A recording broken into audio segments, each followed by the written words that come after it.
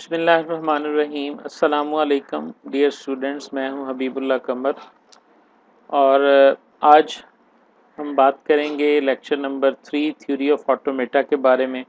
आज के लेक्चर में हम लेक्चर 4 और 5 का जो पार्ट है ना उसको डिस्कस करेंगे। आज के लेक्चर में जिस टॉपिक को हमने डिस्कस करना है वो है हमारे पास रेगुलर एक्सप्रेशन। आपको याद होगा कि हमने लेक्चर नंबर 1 के अंदर ये बात बताई थी कि किसी भी लैंग्वेज को डिस्क्राइब करने के हमारे पास 3 तरीके हैं। एक मेथड हमने कहा था डेस्क्रिप्टिव मेथड है, दूसरा हमारे पास रेगुलर एक्सप्रेशंस का है और तीसरा जो है वो रेगुलर लैंग्वेजेस का है। तो आज हम बात करेंगे रेगुलर एक्सप्रेशंस के ऊपर। ठीक है, 2 तरीके हम इससे पहले पढ़ चुके हैं, ये तीसरा तरीका है जो आज हम बात करने जा रहे हैं। रेगुलर एक्सप्रेशन को पढ़ने से पहले आपको याद होगा हमने क्लोजर प्रॉपर्टी और प्लस ऑपरेशन जो है ना वो पढ़ा था।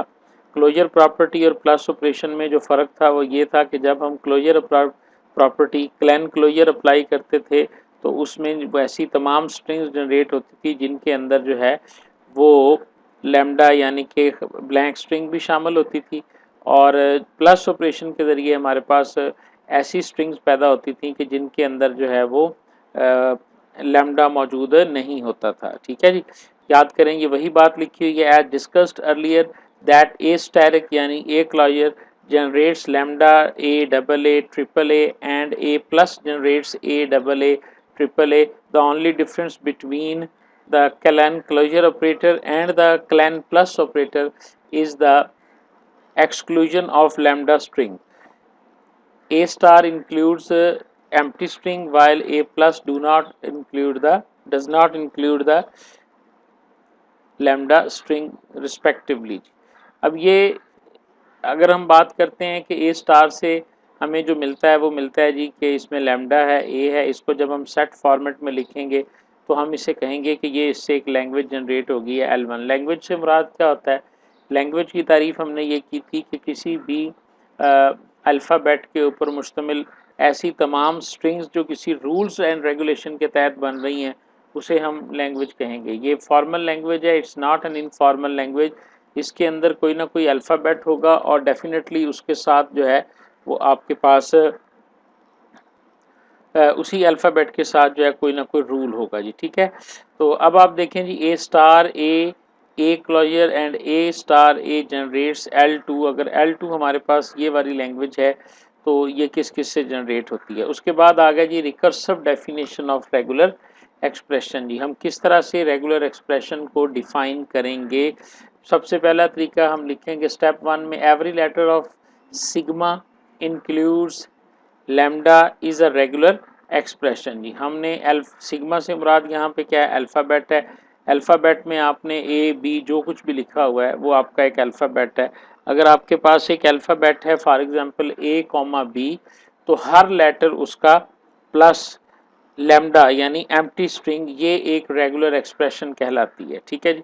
अच्छा, अगर R1 और R2 आपके पास रेगुलर एक्सप्रेशंस हैं तो फिर R1 और R2 ये भी लैंग्वेज होगी, R1 प्लस R2 ये भी लैंग्वेज होगी, R1 स्टार जो है ये भी लैंग्वेज होगी। तो इन तमाम को हम कहेंगे कि ये हमारे पास रेगुलर एक्सप्रेशंस हैं।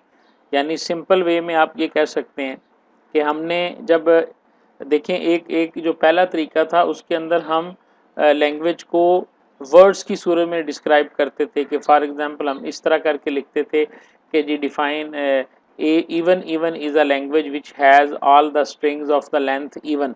हम इस तरह करके उसको डिफाइन करते थे। ठीक है, रिकर्सिव के अंदर हम जो रिकर्सिव डेफिनेशन थी उसके अंदर हम पहले एक स्टेप लिखते थे, दूसरे में हम जो है वो उसकी सैम्पल स्ट्रिंग्स लिखते थे और तीसरे में हम ये लिखते थे कि जो ऊपर वाले दोनों रूल्स और स्ट्रिंग्स के मुताबिक नहीं है वो इस लैंग्वेज में नहीं आएगा। रेगुलर एक्सप्रेशन में हम जस्ट एक इक्वेशन टाइप लिख देंगे, जैसे ये लिखा हुआ है R1 और R2, तो ये पूरी इक्वेशन है, ये पूरी लैंग्वेज है। इससे मुराद क्या है कि R1 की जो जितनी भी स्ट्रिंग्स हैं उनको कंकैटिनेट कर दिया जाए अगर R2 के साथ, तो इससे जितनी स्ट्रिंग्स बनेगी वो R1 और R2 लैंग्वेज का हिस्सा होंगी। इसी तरह R1 की स्ट्रिंग्स ले लें या R2 की स्ट्रिंग्स ले लें, ये जो प्लस है यहाँ पे R पड़ा जाएगा। R1 की सारी स्ट्रिंग कोई स्ट्रिंग ले लें या फिर R2 की कोई भी स्ट्रिंग ले लें या R1 और R2 को मिलाकर कोई भी स्ट्रिंग ले लें, ये जितनी अब ये एक्सप्रेशन जो है इससे भी एक पूरी की पूरी जो है ना वो आप लैंग्वेज जनरेट कर सकते हैं और लैंग्वेज जनरेट हो रही है। और R1 स्टार से मुराद यही है कि R1 के अंदर जितने भी लफ्ज़ मौजूद हैं, R1 अगर रेगुलर एक्सप्रेशन है तो आप उस सारे को के ऊपर क्लोजर ऑपरेटर ले लेंगे तो आपके पास ये रेगुलर एक्सप्रेशंस बनेंगी। मेथड 3 जो है किसी भी स्ट्रिंग को या किसी भी लैंग्वेज को डिफाइन करने का वो है जो रेगुलर एक्सप्रेशंस है। इस मेथड के अंदर हम क्या क्या करते हैं जी, consider the language L of the string over this one. ये अल्फ़ाबेट है हमारे पास x और x के ऊपर हमने ये एक लैंग्वेज डिफाइन कर दी। लैंग्वेज क्या होती है हमारे पास? Language is a collection of strings not the words. Words जो होते हैं वो मुख्तलिफ हो सकते हैं, स्ट्रिंग्स सिर्फ वो होती हैं जो रूल्स को पूरा करती हैं। अब ये हमारे पास एक लैंग्वेज है और ये हमारे पास एक अल्फ़ाबेट है, ठीक है। इस अल्फ़ाबेट के वो तमाम वर्ड्स, लैंग्वेज क्या है, अल्फ़ाबेट्स के आप वर्ड्स बना लें। एक्स भी है, एक्स एक्स भी हो सकता है, एक्स एक्स एक्स भी हो सकता है, एक्स एक्स एक्स एक्स 4 दफ़ा भी 5, ये सारे जो वर्ड्स हैं इससे बनेंगे। अब इसको हम, अब ये जो लिखा हुआ है अगर हम गौर से देखें तो हम इसकी एक शॉर्ट फॉर्म लिख के आए हैं और वो शॉर्ट फॉर्म क्या थी, ये तो पूरी, अगर इस एल को भूल जाएं तो ये तो डेफिनेशन है क्लेन स्टार क्लोजर की।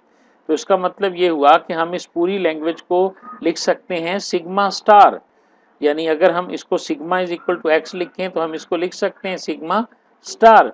और इसी तरह हम इसको ये भी लिख सकते हैं, पैरेंथेसिस के अंदर एक्स डाल लें और उसके ऊपर हम स्टार डाल दें। इस पूरे सेट को या इस पूरी लैंग्वेज को ये एक करैक्टर या ये वाली एक अलामत जो है, ये एक्सप्रेशन जो है वो रिप्लेस कर सकती है। ऐसी इक्वेशंस को, ऐसी एक्सप्रेशन को हम रेगुलर एक्सप्रेशन कहेंगे। एक ऐसी एक्स स्टार लिखा हुआ है ना, तो इससे क्या मुराद है कि इसका अल्फ़ाबेट क्या बनेगा, sigma is equal to X, और इसकी लैंग्वेज क्या बनेगी, इसके ऊपर हम क्लीन स्टार क्लोजर का ऑपरेटर लगाएंगे तो ये इसकी लैंग्वेज बनेगी। अच्छा जी, एक और मिसाल देखते हैं। सिमिलरली द लैंग्वेज है एक्स दिस वन, और ये भी अल्फ़ाबेट कौन सा है हमारे पास, ये भी अल्फ़ाबेट एक्स के ऊपर ही बेस करती है। अब ज़रा इसको देखें, ये वाली जो लैंग्वेज है, पीछे चले जाएं जो हमने लेक्चर नंबर 2 में पढ़ा कि क्लैन स्टार क्लोजर के बाद था प्लस ऑपरेटर। प्लस ऑपरेटर में हमने ये कहा था कि जो एक्स की लैंग्वेज होती है, एक्स की जो लैंग्वेज है वो बगैर एम्प्टी स्ट्रिंग के जनरेट, जी बगैर एम्प्टी स्ट्रिंग के जो है वो जनरेट होगी। अब इस लैंग्वेज को, इस एल को भूल जाएं तो आप देखें ये क्या लिखा हुआ है, ये बेसिकली एक्स प्लस ऑपरेटर लिखा हुआ है। तो हम इसकी जगह पे सिंपल एक्स प्लस भी अगर लिख देंगे तो ये इस एक्स प्लस का मतलब भी वही है जो इस लैंग्वेज को लिखने का मतलब है। तो लिहाजा ये एक्स प्लस जो है ये रेगुलर एक्सप्रेशन कहलाएगी इसकी, ठीक है जी। अच्छा, इसी तरह देखें, consider another language L consisting of all possible strings defined over A और बी। ए और बी से जितनी भी स्ट्रिंग्स बन सकती हैं हम इसकी एक रेगुलर एक्सप्रेशन बनाना चाहते हैं। एक लैंग्वेज डिफाइन करते हैं कि जो ए और बी के अल्फ़ाबेट्स पर मुश्तमिल होगी और कौन सी, इस पर कुछ भी बन सकता है। मसलन सबसे पहले कौन सी स्ट्रिंग बनेगी, इसमें लैम्डा होगा जी, खाली स्ट्रिंग होगी। उसके बाद इसमें ए बन सकता है, फिर डबल ए बन सकता है, फिर ट्रिपल ए बन सकता है, फिर टेट्रा ए। अच्छा, इसके अंदर ए बी भी बन सकता है, ए बी बी भी बन सकता है। ये सारी लैंग्वेजेस जो है ना वो इसके ऊपर बन सकती हैं। तो इसकी रेगुलर एक्सप्रेशन हम कैसे लिखेंगे, नंबर 1 ए प्लस बी, इसको हम पढ़ेंगे ए और बी, यानी ए भी आ सकता है, बी भी आ सकता है और ए और बी इकट्ठे भी आ सकते हैं। इस इक्वेशन का मतलब क्या है, अगर ए आर बी लिखा हो तो इससे कौन सी स्ट्रिंग बनेगी, ये स्टैरक को आप भूल जाएं, इस स्टैरक को भूल जाएं। मैं थोड़ा सा ना जो है वो आपको करके दिखाता हूँ। फर्ज करें ये इसी की हम बात कर लेते हैं, तो हमारे पास जो अल्फ़ाबेट है ना वो ए कॉमा बी है, ठीक है। अब हम कहते हैं जी कि उसके बाद रेगुलर एक्सप्रेशन है ए प्लस बी, इससे कौन कौन से सिंबल बन सकते हैं जी, इसका मतलब है सबसे पहले तो इसका मतलब है कि अकेला ए आ सकता है, अकेली बी आ सकती है और ए और बी जो हैं ये इकट्ठे भी आ सकते हैं। ये 3 स्ट्रिंग बनेंगी ए आर बी के साथ। और जब मैं लिख दूंगा कि नहीं A plus B, A or B तो है, साथ में स्टैरिक भी है, तो हमने क्लोजर की प्रॉपर्टी क्या पढ़ी है, क्लोजर की प्रॉपर्टी पढ़ी है कि सबसे पहले तो इसके अंदर लैम्डा स्ट्रिंग आती है, उसके बाद इसके अंदर ये ऊपर वाली तीनों आएंगी, ए अकेला आ सकता है, बी अकेला आ सकता है, डबल ए भी आ सकता है, डबल बी भी आ सकता है, इसी तरह ट्रिपल ए भी आ सकता है, ट्रिपल बी भी आ सकता है, ए बी भी आ सकता है, ए बी भी आ सकता है। हर स्ट्रिंग जो है ए अकेला, यानी इसको कैसे पढ़ेंगे, ए और बी, और ऑपरेटर में क्या मतलब होता है कि दोनों भी ट्रू हो सकते हैं और उनमें से कोई एक भी ट्रू हो सकता है जी। ठीक है, तो ये हमारे पास एक मुकम्मल रेगुलर एक्सप्रेशन बन गई ए प्लस बी आर की। ये एक एलिमेंट है, इसको ज़हन में रखना है आपने। यानी अगर आपके पास ऐसी पॉसिबिलिटी है तो उस सूरत में आपके ये काम आएगा जी। ठीक है जी। उसके बाद आ जाएं जी आप, now consider another language having exactly one A defined over A and B. हम ए और बी के ऊपर एक ऐसी स्ट्रिंग बनाना चाहते हैं जिसमें एक दफ़ा ए आए। ठीक है जी, जिसमें एक दफ़ा ए आए जी। अब ज़रा ये हमारे पास ए है और हम ये चाहते हैं कि इसके अंदर एक दफ़ा ए आए। अच्छा जी, नंबर वन कि बी के ऊपर कोई शर्त नहीं है, ठीक है, लेकिन एक ए के आने की शर्त है। तो इसका मतलब यह है कि आपकी स्ट्रिंग जो है वो बी से स्टार्ट होगी और एग्जैक्टली एक दफ़ा आना चाहिए, फिर उसके बाद इसमें एक ए होना चाहिए और उसके बाद बी स्टार होना चाहिए। ठीक है, आप इसको ऐसे लिख सकते हैं, ए बी स्टार मतलब बी जितनी दफ़ा मर्जी आ जाए, एंड पे बी स्टार मतलब बी जितनी दफ़ा मर्जी आ जाए। दरमियान में मैंने और नहीं लिखा, अगर मैं ये डाल देता तो इसका मतलब था कि ये कभी मिस भी हो सकता है, यानी ये कभी नहीं भी हो सकता, लेकिन हम इसको डाल ही नहीं रहे, हम इसको लिख रहे हैं कि आपके पास बी स्टार बी आए जितनी दफ़ा मर्जी और एंड पे भी बी जितनी दफ़ा मर्जी आए, लेकिन दरमियान में आपके पास एक दफ़ा ए जो है वो होना चाहिए। एक दफ़ा जब ए हो जाएगा तो उसके बाद फिर आगे चाहे ए का स्टार आ जाए या बी आ जाए, जो मर्जी आ जाए। अब इसमें भी हमने देखना है कि उसने बोला क्या है। अगर तो उसने एग्जैक्टली वन बोला है तो फिर एग्जैक्टली वन ही आना चाहिए। तो उसने कहा है एग्जैक्टली वन ए, सिर्फ एक ए आना चाहिए। तो फिर इस सूरत में हमारी जो डेफिनेशन है वो चेंज हो जाएगी, तो इसमें ये ए स्टार निकल जाएगा। अब इसका इससे देखें क्या पैदा होता है, इसको ज़रा अप्लाई करके देखें। बी स्टार का मतलब है जी नंबर वन तो लैम्डा, ठीक है। अच्छा जी, पहली स्ट्रिंग इसकी लैम्डा है। उसके बाद क्या है, ए है, ए के ऊपर कुछ नहीं है तो इसका मतलब है ए आ जाएगा। दूसरे बी स्टार का क्या मतलब है, इसका मतलब भी हम पहली स्ट्रिंग लैम्डा ले लेते हैं, तो इसका क्या मतलब है कि कम अज़ कम जो मर्जी कर लें, ए की स्ट्रिंग जो है ना वो हर सूरत में आपके पास एग्जैक्टली वन ए होगा। अब दूसरी बी स्टार की दूसरी स्ट्रिंग क्या होगी, अकेला बी। उसके बाद जाहिर है ए तो आना ही आना है, चूंकि इसमें प्लस की लामत नहीं है, ये कनकैटिनेट हो रहे हैं, ये उसके साथ ही ये और उसके साथ ही ये, यानी इसके ऊपर जब प्लस नहीं होता तो इसका क्या मतलब होता है कि इसके ऊपर कॉन्कैटिनेट हम कर रहे होते हैं। तो अब ए इस बी स्टार का दूसरा क्या लिया हमने, बी, और इस बी स्टार का दूसरा क्या लिया हमने, बी, तो इसमें दरमियान में एक ए आएगा।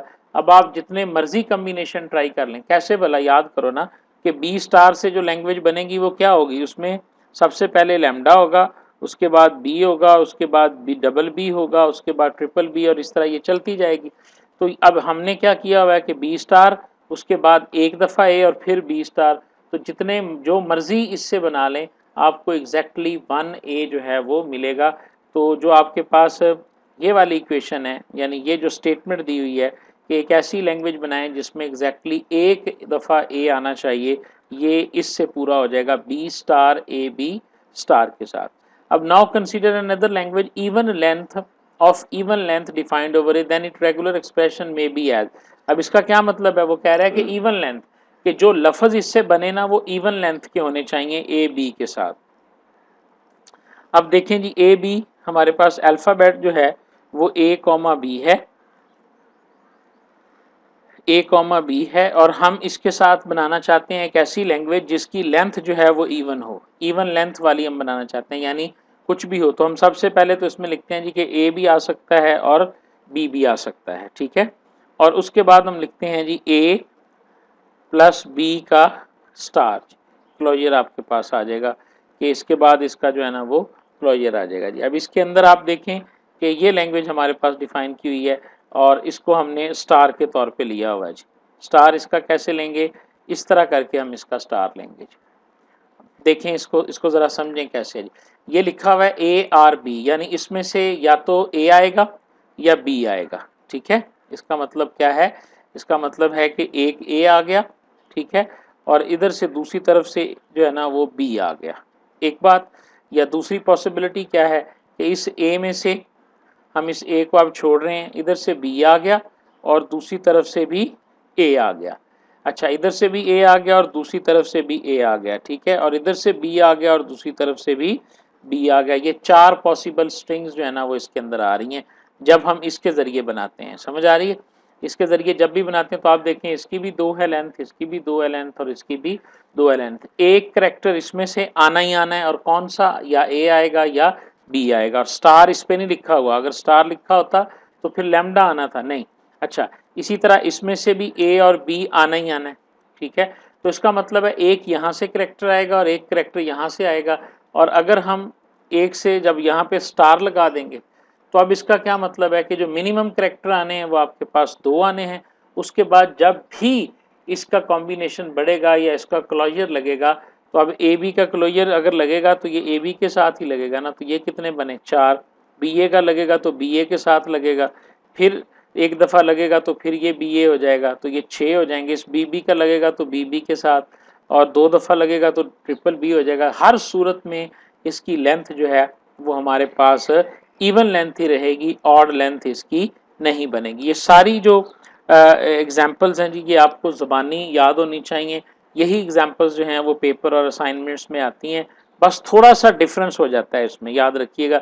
जैसे यहाँ पे उन्होंने एग्जैक्टली 1 कहा है, वो एटलीस्ट 1 कह देंगे तो आपको नीचे इस तरह की एग्जाम्पल मिल जाएंगी। अगर ये एग्जाम्पल्स आपको नहीं मिले तो आप इसको गूगल भी कर सकते हैं, गूगल में आपको मिल जाएंगी। आपने यहाँ एग्जैक्टली है ना, आप एक ढूंढें कि जी यही यही सारा कॉपी करें ना, language L of string at least 1 A defined over sigma A comma B, ये आप गूगल में लिखकर एंटर करें तो आपको ये भी मिल जाएगा। और इसके अलावा अगर आप बुक जो रिकमेंडेड बुक है, अगर उस रिकमेंडेड बुक को आप डाउनलोड कर लें, उसका हम चैप्टर नंबर 4 पढ़ रहे हैं, रिकमेंडेड बुक है इंट्रोडक्शन टू कंप्यूटर थ्योरी, तो उसके अंदर जो चैप्टर 4 के अंदर ये तो चंद मिसालें हैं ना, उसके अंदर ज़्यादा एग्जाम्पल्स लिखी हुई हैं, आप वहाँ से भी वो एग्जाम्पल्स देख सकते हैं। चूँकि जो पेपर में क्वेश्चन आना है, जो अब आपका मिड टर्म जैसे अनाउंस हुआ है कि एक ग्रैंड क्विज होगा, तो उस ग्रैंड क्विज के अंदर 40 से 45 क्वेश्चन होने हैं आपके, तो उस सूरत में आपके पास जो है यही सारी चीज़ें आपके काम आएंगी कि आप किस तरह से डिफाइन कर सकते हैं। और ये लैंग्वेज, इसी तरह एक और लैंग्वेज है जी,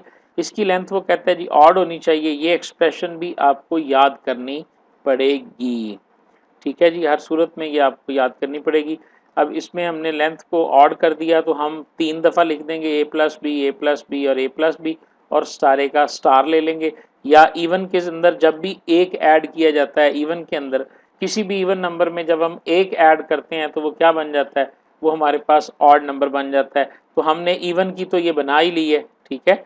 अब इस इवन के अंदर अगर हम एक ऐड कर देंगे कि इसके साथ ही क्या हो जाए, ए प्लस बी, तो इसका क्या मुराद है, इससे क्या मुराद है ज़रा देखें आप। इससे मुराद ये है कि यहाँ तक तो जो लैंग्वेज आपकी बनेगी वो इवन होगी, ठीक है, और इवन के साथ हर स्ट्रिंग के साथ एक दफ़ा या ए आया करेगा या बी आया करेगा, इनमें से एक आना है, ए और बी, ए और बी। तो अगर ए आएगा, एक आएगा तब भी ये जो है ना वो ये जो है वो ऑड लेंथ की हो जाएगी। तो ये हमारे पास डेफिनेशन हो गई ऑड लेंथ के लिए। दूसरी डेफिनेशन इसकी करने का तरीका क्या था कि जिस तरह हमने बनाया कि जी ए आए या बी आए, ठीक है, फिर ए आए या बी आए, 2 दफ़ा हो गया, फिर लिख दें ए आए या बी आए और उसके बाद यहाँ पे क्लोजर ले लें, तो ये भी ऑड लेंथ की जो है ना वो लैंग्वेज डिफाइन हो गई।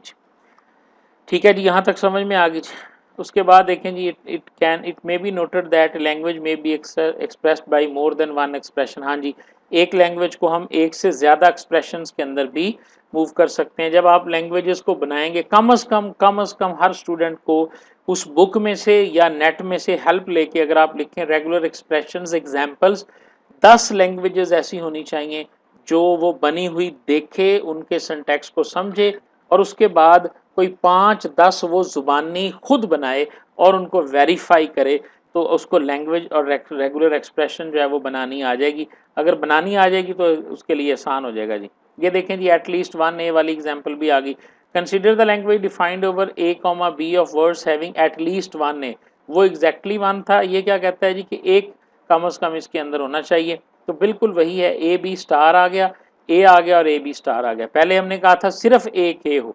ध्यान से देखें ज़रा, मैं इसको रिपीट करता हूँ। ए व बी है और इसके अंदर हम लिख रहे हैं, आप देखें पहले एग्जैक्टली 1A के लिए हमने क्या लिखा था।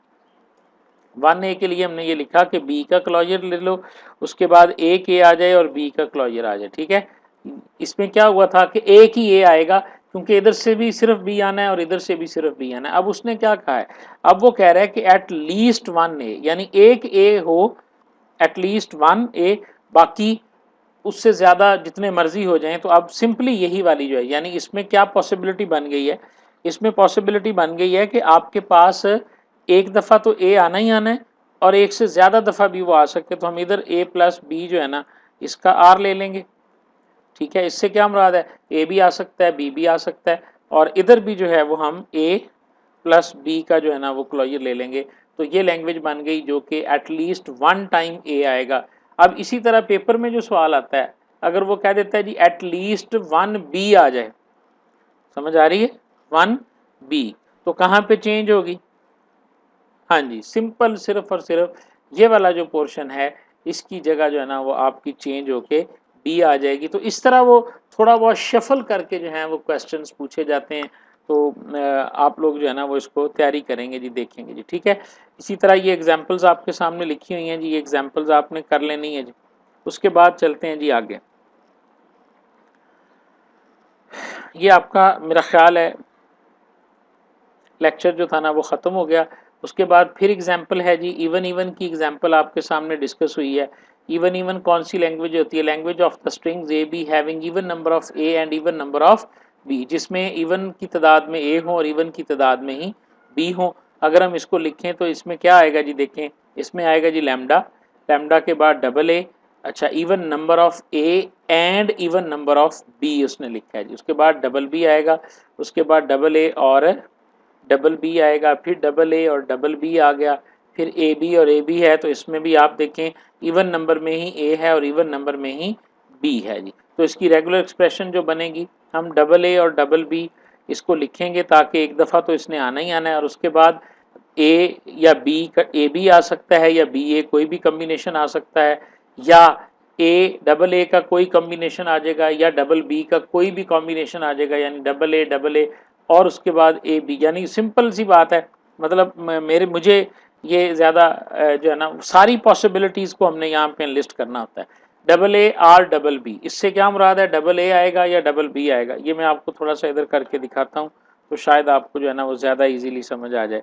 जब आपने लिखा double A or double B, तो इससे क्या मुराद है कि या डबल ए आएगा या डबल बी आएगा। ठीक है, इस इतने हिस्से से तो ये मुराद है। तो जो स्ट्रिंग्स इससे बनेंगी वो ये होंगी, ये वाली दो स्ट्रिंग्स इसके साथ बनेंगी। अच्छा, उसके बाद आपने लिखा ए बी प्लस बी ए, इससे क्या मुराद है कि आपकी स्ट्रिंग या एक ए बी बन सकती है या बी ए बन सकती है। ठीक है, अच्छा अब उसके बाद आपने क्या किया हुआ है, इन दोनों को कनकैट किया हुआ है। देखें ये भी है साथ में और साथ में आपके पास ये भी है। जब इसके साथ आप कनकैट कर देंगे, मसलन आपने ये लिखा और इसके बाद आपने लिख दिया ए बी प्लस बी ए, इस तरह करके आपने इसको लिख दिया। अब इससे क्या होगा कि यानी ए के साथ ए बी आ जाएगा, ठीक है, या बी बी के साथ जो है वो ए बी आ जाएगा। ठीक है, लेकिन अब देखें ज़रा, अगर इस तरह आएगा तो बी की तादाद 3 हो जाएगी और ए की तादाद 1 हो जाएगी। ये बराबर और बैलेंस नहीं रहेंगे। और आगे बैलेंस करने के लिए आपने फिर क्या लिखा, फिर डबल ए और डबल बी को ऐड कर दिया, double A plus double B का साथ में क्लोजर ले लिया। अब इससे क्या हो रहा है जी, अब आप देखें डबल ए आ गया, फ़र्ज़ करें इसमें से साथ ही इसके ए बी आ गया, ए बी आ गया, और इधर से आपके पास जो है ना वो डबल ए या डबल बी आ गया जी।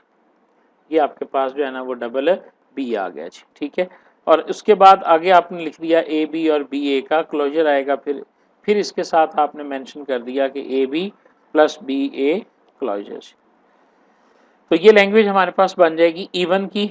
अच्छा, अब कुछ इंपॉर्टेंट डेफिनेशंस आ गई हैं जी, कि हमारे पास डिफरेंस होता है R1 ए स्टार और बी स्टार जो है ये कभी भी ए प्लस बी के बराबर नहीं है। इससे मुराद है ए का क्लोजर या बी का क्लोजर, और इससे क्या मुराद है ए या बी और उसका क्लोजर। यानी इससे मुराद क्या है, ए का ए अकेला आएगा या बी आएगी, फिर उसके बाद उसका क्लोजर लिया जाएगा, जबकि इससे मुराद ये है कि ए का क्लोजर भी और बी का क्लोजर भी आप लेंगे। इक्विवेलेंट एक्सप्रेशंस भी होती हैं जी, मिसाल के तौर पे एक एक्सप्रेशन ये लिखी हुई है, ठीक हो गया, और एक ये लिखी हुई है, इन दोनों से जो लैंग्वेजेस जनरेट होंगी वो सेम होंगी। जिस तरह ऊपर हम पढ़ के आए हैं कि हमने जब एटलीस्ट 1 ए की बात की थी तो हमारे पास 2 एक्सप्रेशंस आई थी। अब आपके पास ये एक्सप्रेशन है, इसकी स्ट्रिंग्स बना के देखें जी, अकेला ए या बी और उसके बाद यानी ये बेसिकली क्या है, ऐसी लैंग्वेज है जो कि एंड हो रही है डबल ए पे या डबल बी पे, यहाँ से जो मर्जी आ जाए, लेकिन एंड कैसे कहाँ पे होगी, डबल ए पे या डबल बी पे एंड होगी। तो इसकी डेफिनेशन क्या है, language which is ending eight double A और डबल बी। अच्छा, इस लैंग्वेज को पढ़ें, इससे क्या मुराद है कि ये डबल ए हो गया और ये वाली A B plus double B, तो इससे भी वही जनरेट होगा कि इससे ऐसी लैंग्वेज जनरेट होगी जो डबल ए पे एंड होगी या डबल बी पर एंड होगी। अब ये दोनों एक्सप्रेशन सेम लैंग्वेज जनरेट कर रही हैं, तो we can say that R1 is equal to R2। तो इक्विवेलेंट रेगुलर एक्सप्रेशंस हमारे पास ये कहलाती हैं। उसके बाद आ गया जी, अगर R1 इसके बराबर है और R2 इसके बराबर है तो आप इनके ऊपर ऑपरेशन कौन कौन से परफॉर्म कर सकते हैं। जब आप लिखेंगे R1 और R1 प्लस R2, तो आप सिंपली इन दोनों के दरमियान, ये प्लस से मुराद R है बेटा, ठीक है, लॉजिकल R है ये, R1 R2, तो आप इसका मतलब है ये वाली भी लिखते हैं साथ में ये वाली भी लिखते हैं। अगर आप लिखते हैं R1 R2 तो इससे मुराद है कनकैट करना यानी मिलाना। R1 R2 से मुराद ये है कि ये वाली लैंग्वेज मिल जाएगी इसके साथ, दरमियान में ऐसा नहीं होगा, और जो वर्ड बनेंगे वो क्या बनेंगे, डबल ए के साथ ए मिल गया तो ट्रिपल ए हो गया, डबल ए के साथ बी मिला तो डबल ए बी हो गया, और डबल बी के साथ जब ए मिला तो डबल बी ए हो गया, और डबल बी के साथ जब बी मिला तो हमारे पास ये ट्रिपल बी हो गया। और उसके बाद आपने जब R1 का क्लोजर लिया तो इससे मुराद ये है, आपके पास R1 चूंकि डबल ए और डबल बी थी तो इस सारे का क्लोजर भी आप ले सकते हैं जी, ठीक है जी। रेगुलर लैंग्वेजेस की डेफिनेशन क्या है, अगर एक लैंग्वेज जो है वो रेगुलर एक्सप्रेशन ने जनरेट की है तो रेगुलर एक्सप्रेशन से जनरेट की हुई लैंग्वेज जो है वो रेगुलर लैंग्वेज कहलाएगी, ठीक है जी। नोट इसमें आ गया जी कि L1 और L2 जो हैं ये R1 और R2 से एक्सप्रेस करते हैं। L1 एक लैंग्वेज है, उसको हमने R1 से डिफाइन कर लिया, L2 को हमने R2 से डिफाइन कर लिया, तो R1 प्लस R2 जो है L1 प्लस L2 के बराबर होगा, या हम इसको कहेंगे L1 यूनियन L2। क्या मतलब है कि R1 के भी सारे अल्फाज और R2 के भी सारे कॉमन जो होंगे उनको हम इकट्ठा कर लेंगे। यूनियन ऑपरेशन का आपको पता ही है, इसमें कॉमन और नॉन कॉमन दोनों के दोनों आ जाते हैं, तो ये एक इक्विवेलेंस आपको मिल गई। R1 plus R2 is can also be written as L1 union L2, ठीक है जी। इसी तरह हमारे पास R1 और R2 ये लैंग्वेज होती है ऑब्टेन्ड बाय प्रीफिक्सिंग, यानी इसमें कंकैटिनेट करना होता है।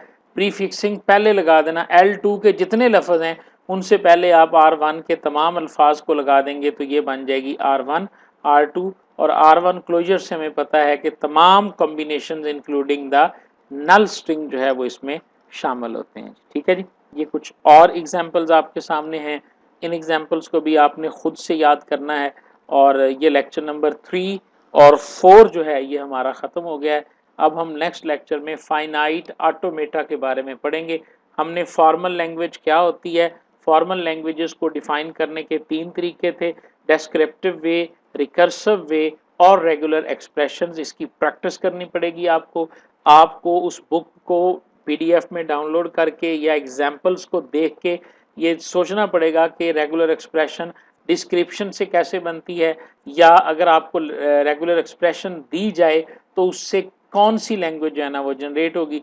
जैसे मैंने अभी आपके सामने ये लैंग्वेज पढ़ी थी ना, A प्लस बी स्टार और डबल ए, तो मैंने इसको कैसे डिफाइन किया, एक ऐसी लैंग्वेज जो डबल ए पे एंड होगी या डबल बी पे एंड होगी। थैंक यू वेरी मच जी। मेरा ख्याल है कि थोड़ा सा मुश्किल कॉन्सेप्ट ज़रूर था, लेकिन आपको कुछ ना कुछ अंदाज़ा इसका हुआ होगा जी।